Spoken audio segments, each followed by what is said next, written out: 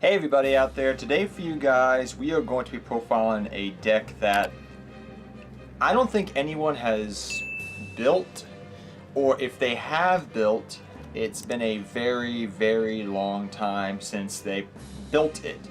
And that deck is a deck that I just concocted about a week ago, and a week and a half ago more or less, and I've tested it at locals against tier 2 decks and been successful, and that is Gearfried the Sword Master deck. Now, this deck is not competitive in any stretch of the imagination. It can win against tier 2, tier 3 type of decks. Is it a fun deck to play? Yes. When people saw me playing this deck, they were going, "What? What? Why are you playing that?" And I'm just like, it's the end of national season. Let me play some fun decks.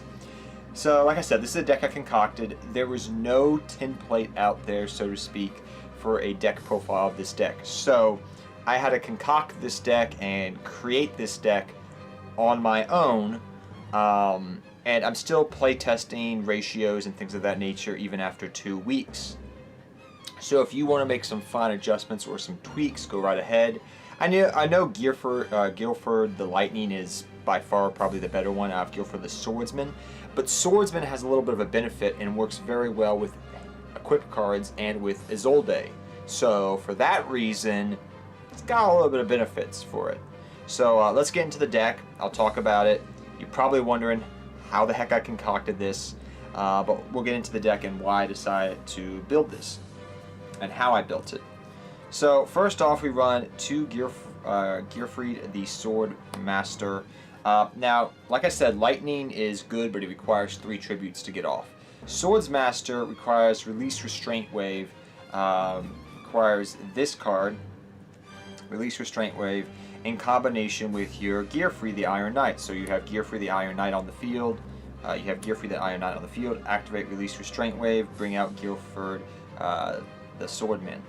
So that's how that works. Yes, I have Italian Gearfrieds. I'm so excited.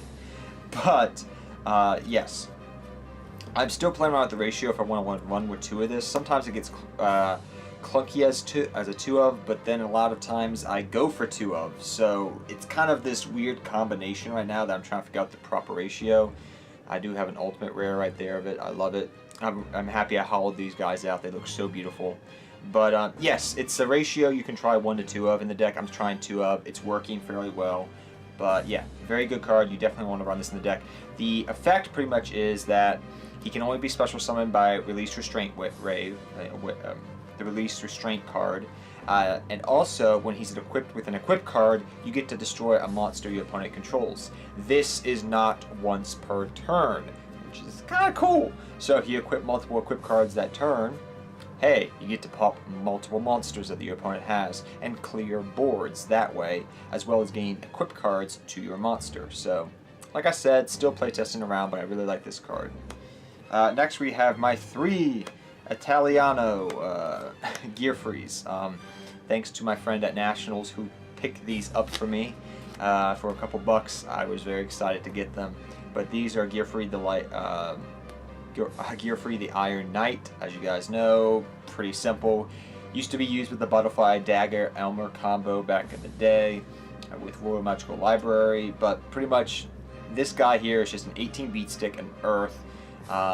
It can sometimes help you go for his old level 4 Exceed plays, mainly to help you go into Swords Master over here. So that's mainly what it's used for. But yeah, it just can't be equipped by equipped cards. That's his effect. Next up, we have some cards to help swarm and go for Isolde and just other plays out there, your level 4s, etc. 2 Goblinberg. It's an Earth, so that's a benefit as well. Helps you go for Mrs. Radiant if you need to. 2 Photon Thrasher. This is just a level 4. Helps you go for Isolde. Helps you go for other plays. It's a warrior. It's searchable, etc. 2 Marauding Captains. You can try either running maybe a 3rd Goblinberg or Marauding Captain. I like the Marauding Captain because it helps protect my monsters if they try to run over it. So I do like that for that reason. It's another Earth attribute as well. So it gives a little bit more versatility compared to Goblinberg. But it also helps you go for Mrs. Radiant, which can bump up your Earth monsters reoccur an Earth monster from grave if you need to, help you go for Isolde if you need to, prevent your warriors from getting run over if that happens. So yeah, it's a nice card to have. We also run 2 Blue Mountain Butterfly. This helps you go for your level 4 Exceed plays, for Isolde, things of that nature. So optimally, what you want to do is you want to be able to go normal, special, go for Isolde, have a Gearfried, use Release Restraint Wave, and then go off from there. So it's a 4-card combo, and 4-card combos are not good by any stretch of the imagination, but that's optimally what you would want to do for a play if you're able to. But yeah, that's how you use gear, you know, Marauding Captain, Photon Thrasher, Goblinberg, things of that nature. You can try the different ratios if you wish, but that's what's been working for me. Next we run 3 Ash Blossom. You definitely want to have some negation in this deck because you don't have a lot of it. This deck is not a modern deck by any stretch of the imagination, so you want to at least have some way to slow your opponent down just enough, because the cool thing is when you get Gearfried the Swordsman out, you can destroy their monsters, but also on top of that, another cool factor is this guy is going to be freaking huge. He's going to, most of the time when he comes out, if you equip him with a Magnum Shield or something, which we'll talk about the equips in a minute, he's going to be like a 58, 6,000 attack monster. So he comes out pretty strong. So yeah, but 3 Ash, just basic. Something you can try is, if you want to, if you take it in this to like into a tier 2 tournament, side deck your Call of the Haunted. I was playtesting last week at locals just for fun against, you know, tier 2, tier 3 decks, and I found that while Call of the Haunted is very good, not Call of the Haunted, Call by the Grave, forgive me, Call by the Grave is very good. Ash was just a little bit better in the current format and just the way I was playing, so I would go with Ash instead of Call by the Grave, but you can interchange them if you wish to, if that's how you feel like. But I like the Ash because I want to slow ball my opponent somewhat. Just slow him down just a tad. Next, 3 Release Restraint Wave. This is how you get the Legend out. It's pretty simple. You have your Gearfried out, activate this, go for your Swordsman. Pretty straightforward how that works, because you pretty much just going Gearfried, Release Restraint Wave, Swordsman. Pretty simple. So yeah. Now let's talk about our equip engines and all the equips that we run in the deck. Like I said, we run Isolde, which is nice, but also the fact that we want to have equipped cards so that way we can use Gearfried the Swordsman's effect to destroy monsters. So there's multiple ways we can do this. Alright, so we run the Bamboo engine first off. 2 Golden Bamboo Sword, 2 Cursed Bamboo Sword, 1 Broken Bamboo Sword. I am still playing around with the ratio here of maybe running a 3rd Cursed Bamboo Sword, but more testing needs to be done. You could try this out online if you wish. I'm kind of going back and forth between it. But the Bamboo engine is essential to the deck because it gives you draw power to draw to your combos, as well as being able to equip and pop cards as well. So, pretty nice. Now some of the other cards we run that are equipped, we run 2 Magnum Shield. Magnum Shield's pretty good. We're going to talk about this more in a second, but we also run 1 Divine Sword Phoenix Blade, 1 Moon Mirror Shield, and also 1 Living Fossil. So as you can see here, we run a total of 1, 2, 3, 4, 5, 6, 7, 8 equips. Equips are not good, I will agree with you, but the fact that I get benefits by using equip cards, pretty nice. So that's why we run it. So Moon Mirror Shield, straightforward, you punch over things. Divine Sword Phoenix Blade is stupid in this deck. Can I say that again?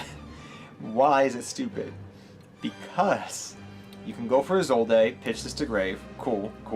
You can either use it for Nightmares, which we've done before, you know, in the meta, or you can banish the 2 monsters the 2 warriors that you use to make Isolde, add this back to hand, and if you have Swordsman on the field, you can equip this and pop a monster on their field as well.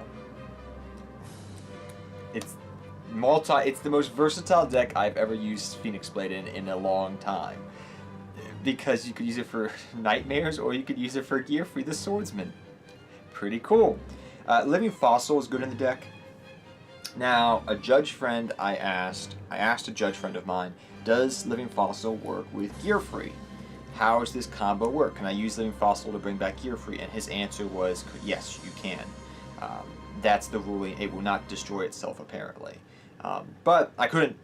That's the ruling, apparently, we found online. If there's some other ruling for that, forgive me, and go with that ruling. But that's what I've been told by my judge friend who just judged at the YCS. Well, Nationals, excuse me. Magnum Shield. This card's amazing in this deck.